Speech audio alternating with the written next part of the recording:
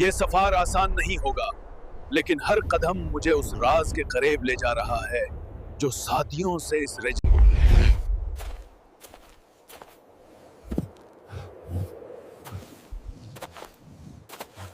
ये सिर्फ पुरानी दीवारें नहीं, ये रास्ते हैं। ऐसे रास्ते जो सिर्फ उन्हें मिलते हैं जो सच में तलाश करते हैं।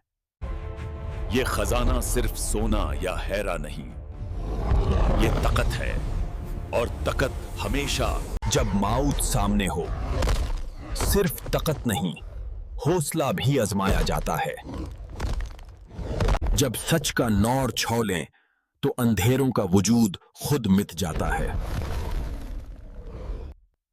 हर जीत के बाद एक नई राह शुरू होती है, और कभी-कभी वो राह पहले से भी ज्यादा खतरनाक होती है।